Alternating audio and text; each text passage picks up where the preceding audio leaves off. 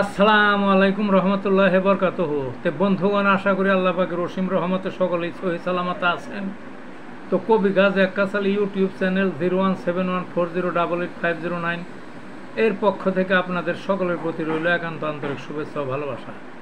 তো বন্ধুগণ, এখন আপনাদের সামনে যে বয়ানটা করব, এই বয়ানটা হচ্ছে চুলের অসুখে হোমিওপ্যাথিক চিকিৎসা।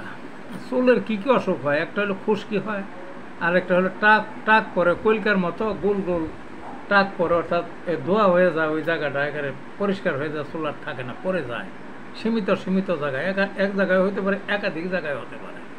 এইটা একে বলে টাক। একটা হলো খুশকি, আর একটা হলো টাক, আর একটা অকালে চুল পাকে এবং চুল ঝরে। এই কয়টা হলো চুলের রোগ, বুঝলেন না? তো যা হোক, এই খুশকি যে হয় চুলের, একটা ওষুধ বলবো হোমিওপ্যাথিক, বিভিন্ন ওষুধের থেকে একটা ওষুধ এইটি যথেষ্ট। কি? কেলিসাল 6X 4টা করে বড়ি দিনে 2বার খালি পেটে খাইবেন, পানি দেয়, বাস ওই খুশকির রোগ দূর হয়ে যাবে অল্প দিনের মধ্যে। এই কথাটা শেষ। আরেকটা কি? টাক পরা।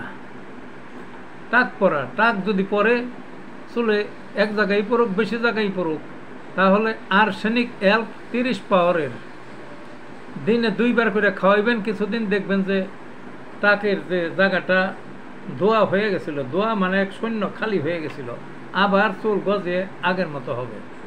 বাস এই টাক পরাটাও শেষ। আর রইল কি কি? রইল হলো অকালে চুল পরা এবং অকালে চুল পাকা।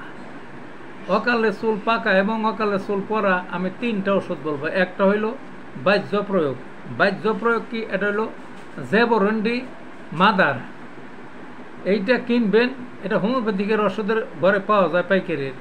এটা কিনে 4 ভাগের 1 ভাগ দিবেন এই জেবরন্ডি মাদার, 3 ভাগ হইল নারিকেল তেল।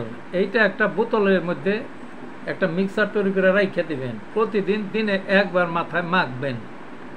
এরকম কিছুদিন মাখলেন। আর সাথে সাথে 2টা খাওয়ার ওষুধ। খাওয়ার ওষুধ 2টা কি কি?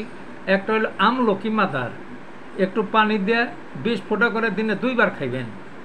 আর সাথে সাথে একটা ওই পটেন্সি মানে শক্তিকৃত ওষুধ খাবেন, সেটা হলো লাইকোপোডিয়াম 200 পাওয়ারের, সকালে খালি পেটে 1 ডোজ করে খাইবেন। এইভাবে কিছুদিন খাইলে দেখবেন যে ওই অকালে চুল পক্কতা বা অকালে চুল পরে যাওয়া, এই রোগ আর থাকবে না, বুঝলেন না? কাজেই আমি যে বয়ানটা করলাম, বয়ানটা দরকার পড়লে পুনরায় আবার ভিডিওতে শুনেন ওই, এবং এইভাবে ব্যবহার করেন, দেখবেন যে চুলের যে ধরনেরই রোগ হোক এগুলো সব সেরে যাবে। তো বন্ধুগণ, ভালো থাকুন।